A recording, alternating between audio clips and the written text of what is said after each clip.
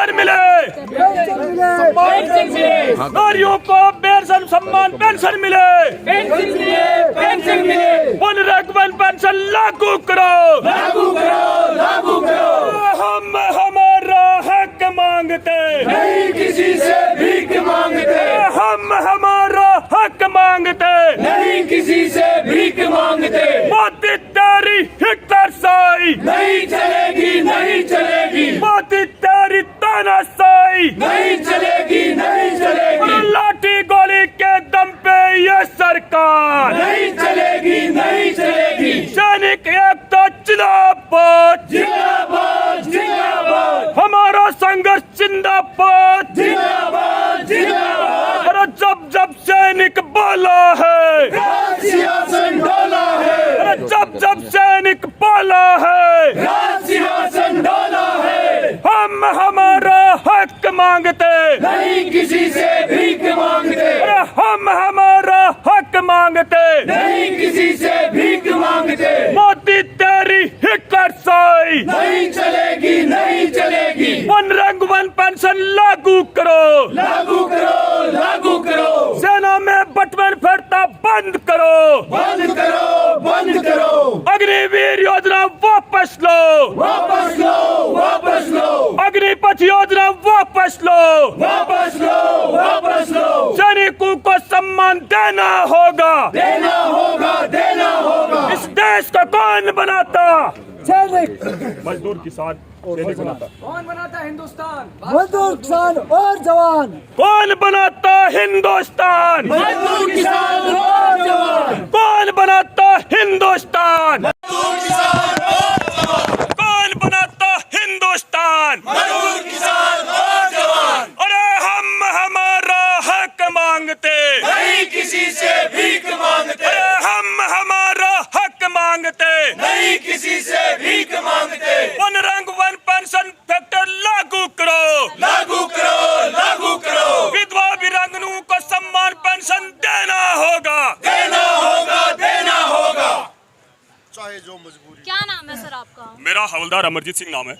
आप ये क्या अभी आप एक नारा दे रहे थे कि जब जब सैनिक बोला है सत्ता सिंहासन डोला है, तो क्या देश में भी सत्ता सिंहासन डुलवाने की ओर है आप लोग? बिल्कुल, जब तक हमारी मांग नहीं होंगे, इस देश के अंदर जो 13 लाख की इंडियन आर्मी है, इस देश के अंदर जो इंडियन आर्मी रक्षा करती है, हमारी जायज मांगे हैं।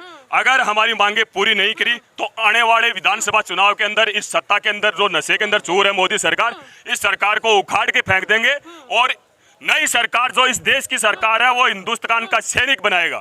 तो कहा जा रहा है, मोदी जी कह रहे हैं कि सारी जो सैनिक है सेना खुश है, सेना के लिए अलग से बजट लॉन्च किए जाते हैं, देश में सेना सशक्त हो रही है।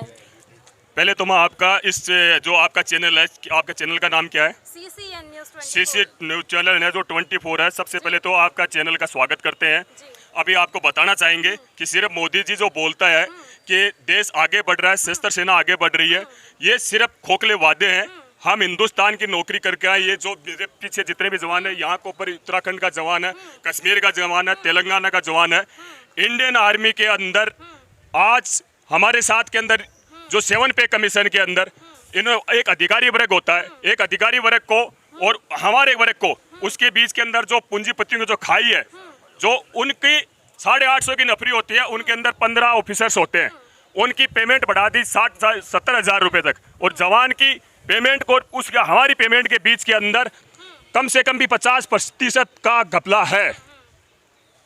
ये आप लोगों ने लिखा है कि सैनिकों को जातियों वर्गों में मत बांटो। कौन बांट रहा है? सैनिकों को तो जवान जवान कह के संबोधित किया जाता है ना केवल। मैं बताऊंगा मैडम, सरकार कौन बांट रहा है इसको। हिंदुस्तान की सरकार बांट रही है।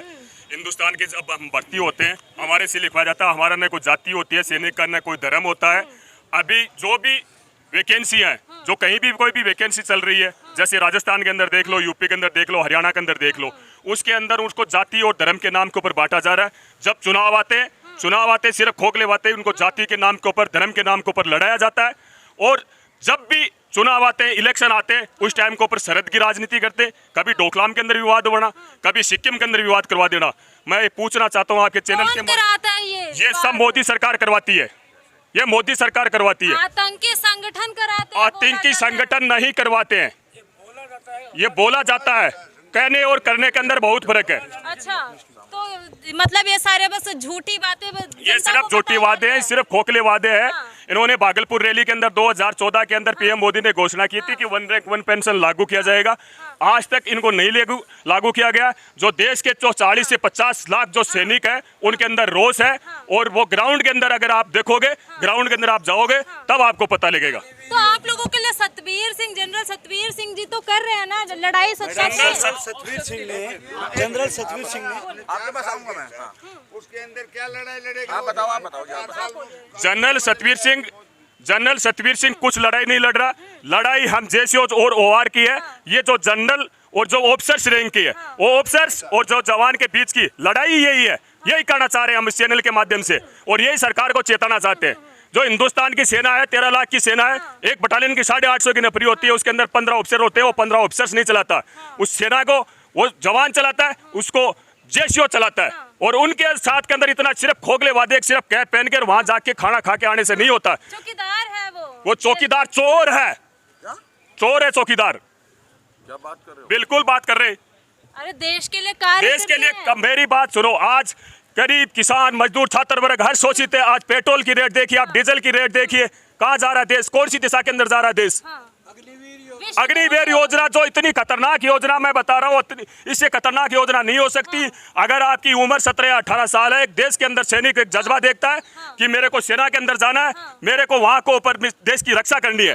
4 साल के अंदर उसका क्या भविष्य तय करेगा वो? इससे खतरनाक योजना क्या हो सकती है, आप बताइए। युवाओं का प्रोत्साहन बढ़ता क्या प्रोत्साहन बढ़ता है? आपसे ही पूछना चाहूंगा, क्या प्रोत्साहन बढ़ता है? आपसे ही पूछना चाहूंगा, बताओ। युवा भागीदारी बढ़ रही है ना क्या कैसे बढ़ रही है, बताइए, आप बताइए कैसे भागीदारी बढ़ रही है? कहते हैं लगातार कि युवाओं को हम प्रोत्साहन दे रहे हैं अग्निवीर को लेकर। नहीं, क्या प्रोत्साहन दे रहे हैं आप इससे पूछना चाहूंगा। किस तरह से गलत है वो आप बताओ। वो इस तरीके से गलत है, अगर सेना के अंदर नौकरी है, 32 साल नौकरी वहां के ऊपर करके आएगा तो वो अपने परिवार को भी पालेगा। उसका एक बेटा सरहद के ऊपर है तो दूसरा बेटा वहां के ऊपर किसान है, वो वहां के ऊपर उसका फादर है, वो किसान के अंदर वहां के ऊपर खेती कर रहा है। तो अग्निवीर में 4 साल रिटायरमेंट के बाद पैरा मिलिट्री में तो मिलेगी ना जगह सदस्यता? कहीं कुछ नहीं मिलेगी। वो वहां जाने के बाद के अंदर आके यहाँ के ऊपर गैंगवार बनेगा, कुछ नहीं मिलेगा उसको यहाँ के ऊपर। ये सिर्फ खोखले वादे, गैंगवार होगा देश में, कुछ नहीं मिलेगा। ये सिर्फ 4 साल है, 4 साल के अंदर उसको 1 साल तक वो वहां के ऊपर रहेगा, 1 महीने छुट्टी रहेगी, उसके अंदर क्या करेगा आप बताइए। तो पुलवामा को छोड़िए, एक सेना के अंदर जाते हैं तो 10 साल तक पता लगता है। 10 साल के अंदर तो उसको पता लगता है कि सेना क्या चीज है।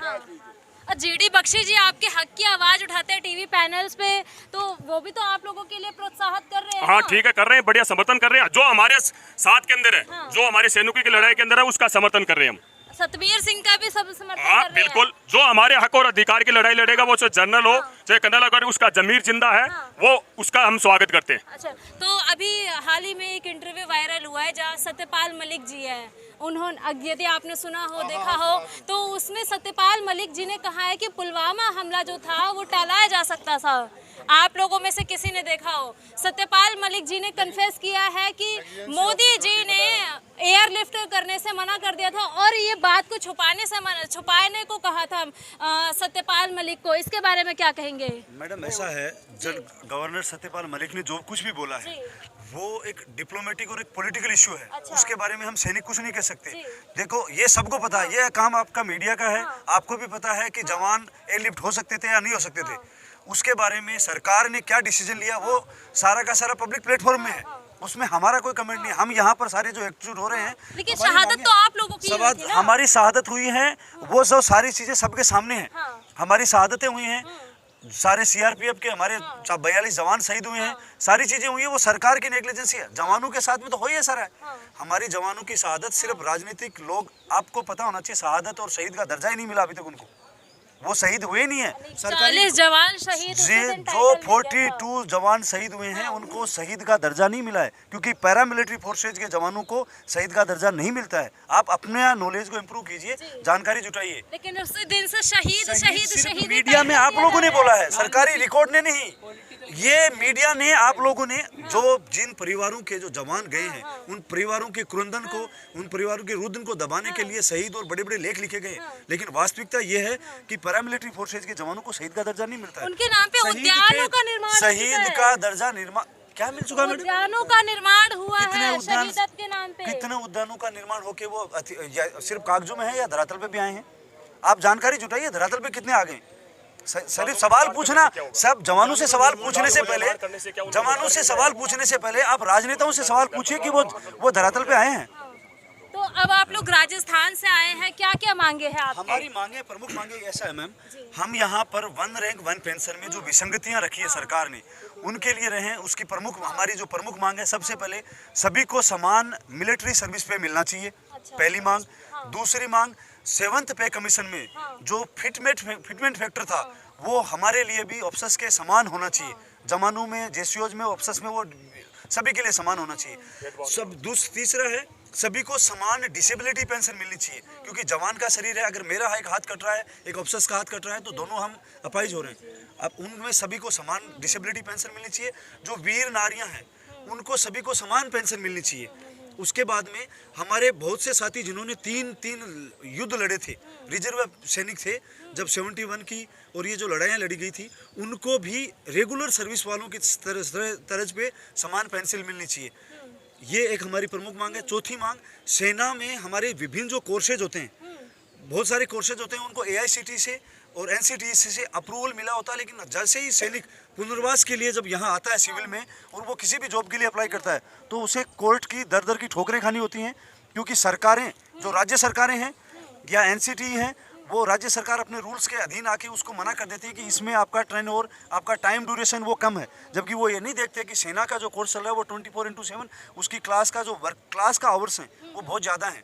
उनकी तर्ज पे हमें उनमें हमारी मांग है केंद्र सरकार से कि NCTE और AICTE, केंद्र सरकार का DOPT और रक्षा मंत्रालय उसमें मिले और उनको उन दोनों से, क्योंकि यही दोनों मानक संस्थान हैं जो हर एक कोर्सेज को वैलिड करते हैं, तो उनको रिकॉग्नाइज करें ताकि जवानों को दर की ठोकरें नहीं खानी पड़े।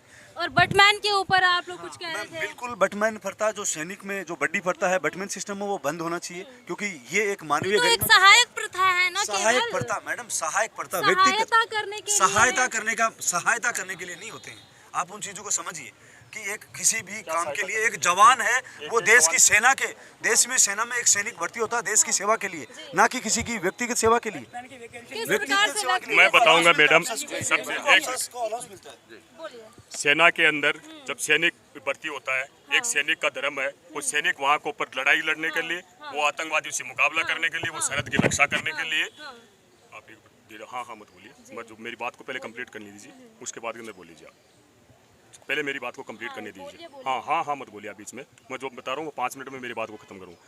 जो सेना के अंदर है, जो हिंदुस्तान का जो सैनिक है, वो सैनिक का एक धर्म है, वो देश की रक्षा करने के लिए वहाँ के ऊपर जाता है, न कि वो बटमैन करने के लिए। आपकी नॉलेज के लिए मैं बता दूं कि सेना के अंदर जो पहले अंग्रेजों 1947 से पहले जब 250 वर्षों तक देश ने राज किया, अंग्रेजों ने राज किया, वही अंग्रेजी शासन, वही अंग्रेजी रोल हिंदुस्तान की सेना के अंदर आज भी लागू है। अगर बटमैन और सहायक प्रथा के लिए मैं आपके नॉलेज के लिए बता देना चाहता हूं कि अगर एक ऑफिसर है, उसके साथ के अंदर अगर 20 जवान उसके सहायक हैं, उसके बटमैन है, उसको बटमैन को चेंज करके उन्होंने सहायक कर दिया, सहायक का नाम चेंज करके उन्होंने बड्डी बना दिया। अगर एक ऑफिसर 20 जवान लेके बैठा है, वो कोई कपड़े धो रहा है, कोई उसका कुत्ता घुमा रहा है, कोई वहाँ के ऊपर पॉलिश कर रहा है, कोई जूते पॉलिश कर रहा है, क्या जूते पॉलिश करने के लिए भर्ती होता है सेना का जवान? क्या वो वहाँ के ऊपर उनका व्यक्तिगत उसका वो सेवादार बनने के लिए वहाँ के ऊपर भर्ती होता है? सेना का जवान भर्ती होता है देश की रक्षा करने के लिए, सरहद के ऊपर आतंकवादियों से कड़ी सर्दी के अंदर, करकराती धूप के अंदर, करकराती सर्दियों के अंदर, वहाँ के ऊपर कश्मीर से लेकर लेह लद्दाख के अंदर, वहाँ के ऊपर वो घाटियाँ अगर आपने कभी देखी हो तो सपने के अंदर भी आप वहाँ के ऊपर 1 घंटे भी नहीं बैठ सकते। वहाँ के ऊपर पूंजीपति अडानी अबानी के लड़के नहीं है, वहाँ के ऊपर इस मजदूर किसान के बेटे हैं। यहाँ के ऊपर उस कड़कड़ाती धूप के अंदर, उस कड़कड़ाती सर्दी के अंदर 1 घंटा अगर बैठ के दिखा दे मुझे अडानी और अबानी का एक लड़का, मैं मान जाऊँगा। 20 जो जवान है, एक ऑफिसर 20 जवान लेके बैठेगा, उसका लोड नहीं आएगा बटालियन के ऊपर, दूसरे के ऊपर लोड नहीं आएगा उसका। 20 आदमी अगर वो एक ऑफिसर लेके बैठा है, 15 ऑफिसर है, 15 ऑफिसर 20 जवान लेके बैठ जाएंगे बटालियन में, काम कौन करेगा?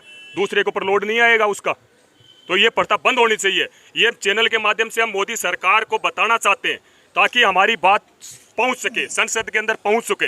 हमारी जो डेलीगेट्स हैं, हमारे साथ के अंदर वार्ता होती है, साथ के अंदर उनके ऑफिसर चले जाते हैं, वो वहाँ के ऊपर पूरी चीज़ को गुमराह कर देते हैं। जो हकीकत जो ग्राउंड के अंदर है, वो रक्षा मंत्री, गृह मंत्री राजनाथ सिंह तक, प्रधानमंत्री तक हमारी बात नहीं पहुँच पाती है। अभी 6 साल पहले भी किसी व्यक्ति ने एक व्यक्ति ने, एक सिपाही ने बटमैन प्रथा के खिलाफ आवाज उठाई थी और आज वो गुमशुदा है सैनिक। ये ऐसे केस, हजारों केस होते हैं सेना के अंदर। जब सहायक प्रथा के खिलाफ आवाज उठाई जाती है, वहाँ को ऊपर उसको दबाया जाता है। सेना के अंदर मीडिया की नो एंट्री है, इंटेलिजेंस की नो एंट्री है, हर चीज़ के वहाँ को ऊपर तानाशाही जो अंग्रेजों के काले कानून उन्होंने बना के रखे। अगर ये बात हमारी इस चैनल के माध्यम से अगर आप सरकार तक पहुंचा सकते हो तो बहुत बहुत धन्यवाद। आपसे रिक्वेस्ट करेंगे, आपसे गुजारिश करेंगे न्यूज़ 24 से कि जो सैनिकों की आवाज़ है, जो सैनिकों का दर्द है, वो प्रधानमंत्री नरेंद्र मोदी, गृह मंत्री अमित शाह तक पहुंचना चाहिए, गृह मंत्री राजनाथ सिंह तक पहुंचना चाहिए। सरकार को हमारा मैसेज पहुंचना चाहिए।